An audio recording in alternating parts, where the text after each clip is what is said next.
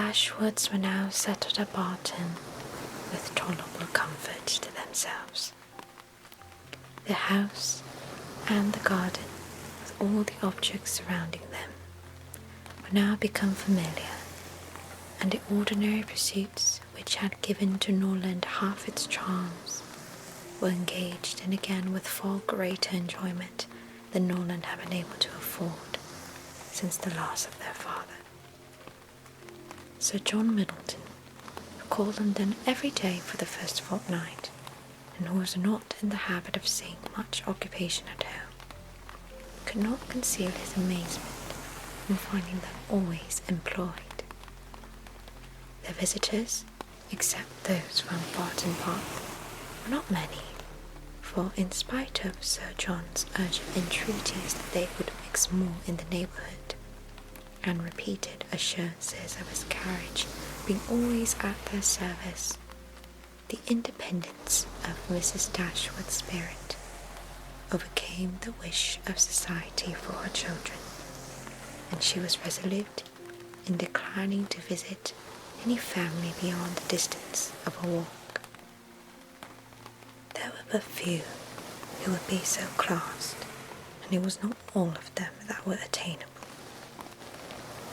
About 1.5 miles from the cottage, along the narrow, winding valley of Allenham, which issued from that of Barton, as formerly described, the girls had, in one of their earliest walks, discovered an ancient, respectable-looking mansion which, by reminding them a little of Norland, interested their imagination and made them wish to be better acquainted with it. But they learnt, on inquiry, that its possessor, an elderly lady of very good character, was unfortunately too infirm to mix with the world, and never stirred from home. The whole country about them abounded in beautiful walks. The high downs which invited them from almost every window of the cottage to seek the exquisite enjoyment of it on the summits were a happy alternative when the dirt of the valleys beneath shut up their superior beauties. And towards one of these hills did Marianne and Margaret one memorable morning direct their steps, attracted by the partial sunshine of a showery sky, and unable longer to bear the confinement which the settled rain of the 2 preceding days had occasioned. The weather was not tempting enough to draw the 2 others from their pencil and their book, in spite of Marianne's declaration that the day would be lastingly fair, and that every threatening cloud would be drawn off from their hills, and the 2 girls set off together. They gaily ascended the downs, rejoicing in their own penetration at every glimpse of blue sky, and when they caught in their faces the animating gales of a high south-westerly wind, they pitied the fears which had prevented their mother and Eleanor from sharing such delightful sensations. "Is there a felicity in the world," said Marianne, "superior to this? Margaret, we will walk you at least 2 hours." Margaret agreed, and they pursued their way against the wind, resisting it with laughing delight for about 20 minutes longer, when suddenly the clouds united over their heads, and a driving rain set full in their face. Chagrined and surprised, they were obliged, though unwillingly, to turn back, for no shelter was nearer than their own house.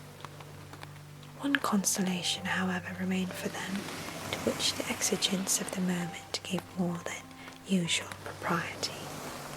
It was that of running with all possible speed down the steep side of the hill which led immediately to their garden gate. They set off. Marianne had at first the advantage, but a false step brought her suddenly to the ground, and Margaret, unable to stop herself to assist her, was involuntarily hurried along and reached the bottom in safety. A gentleman carrying a gun with 2 few pointers playing round him, was passing up the hill and within a few yards of Marianne when her accident happened. He put down his gun and ran to her assistance. She had raised herself from the ground, but her foot had been twisted in her fall, and she was scarcely able to stand. The gentleman offered his services, and perceiving that her modesty declined what her situation rendered necessary, took her up in his arms without farther delay, and carried her down the hill. Then, passing through the garden, the gate of which had been left open by Margaret, he bore her directly into the house, whither Margaret had just arrived, and quitted not his hold till he had seated her in a chair in the parlour. Eleanor and her mother rose up in amazement at their entrance, and while the eyes of both were fixed on him with an evident wonder and a secret admiration which equally sprung from his appearance, he apologized for his intrusion by relating its cause in a manner so frank and so graceful that his person, which was uncommonly handsome, received additional charms from his voice and expression. Had he been even old, ugly, and vulgar, the gratitude and kindness of Mrs. Dashwood would have been secured by any act of attention to a child. But the influence of youth, beauty, and elegance gave an interest to the action which came home to her feelings. She thanked him again and again, and with the sweetness of address which always attended her, invited him to be seated. But this he declined, as he was dirty and wet. Mrs. Dashwood then begged to know to whom she was obliged. His name, he replied, was Willoughby, and his present home was at Allenham, from whence he hoped she would allow him the honour of calling tomorrow to inquire after Miss Dashwood. The honour was readily granted, and he then departed to make himself still more interesting in the midst of a heavy rain. His manly beauty and more than common gracefulness were instantly the theme of general admiration, and the laugh which his gallantry raised against Marianne received particular spirit from his external attractions.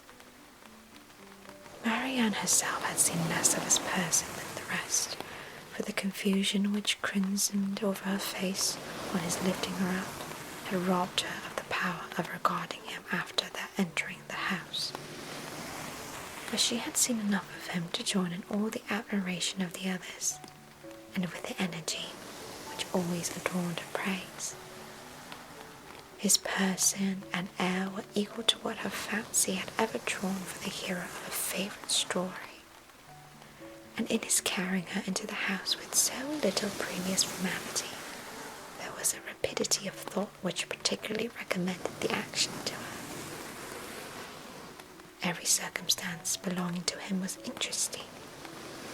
His name was good, his residence was in their favourite village, and she soon found out that of all manly dresses, a shooting jacket was the most becoming.